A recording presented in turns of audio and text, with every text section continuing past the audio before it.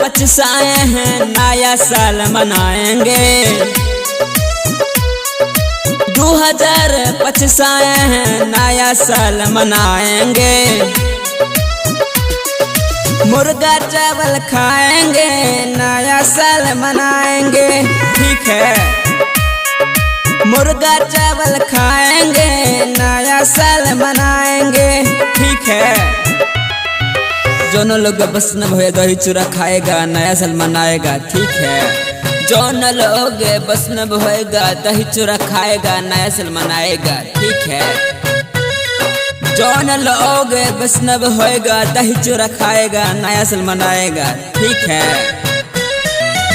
बोल में गलती भोगल है तो माफ कर दिया भाई लोग सब। ठीक है, बोल में गलती भोगल है तो माफ कर दिया भाई लोग सब। ठीक है, नया नया गायकी के शौक चढ़ल बा, यही से तोहनी के बीच में गबत्ता। मुर्गा चावल खाएंगे नया साल मनाएंगे। ठीक है, मुर्गा चावल खाएंगे, हैप्पी न्यू ईयर मनाएंगे।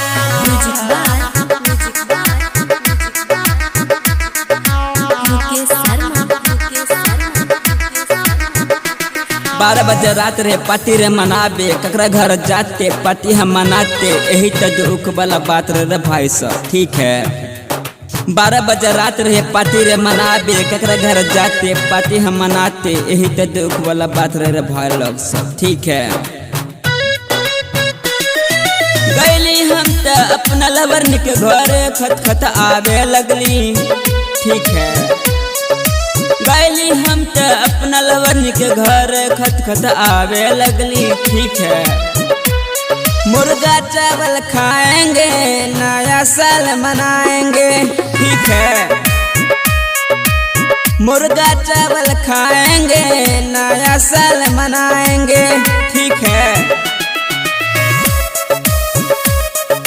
मुर्गा चावल खाएंगे नया साल मनाएंगे। ठीक है,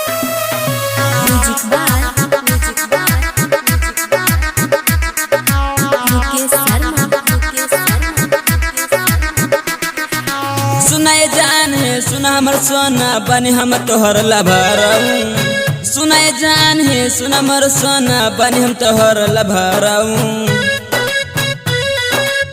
तो बोले लगल हमसे हमर जान हो, रतियों ने देख लो घरियों ने देख लो, गेट खत खता भी हमारा लगल। ठीक है, तो बोले लगल हमर जान हो, रतियों ने देख लो घरियों ने देख लो, गेट खत खता भी हमारा लगल। बने मम्मी पापा घर में जब सुतल जग जाएगा तो बड़ा परेशान होएगा। यही से कहता आने हमें सोना, जहाँ मजा आयल बन तो हमें चल जा। मुर्गा चावल खाएंगे नया साल मनाएंगे। ठीक है।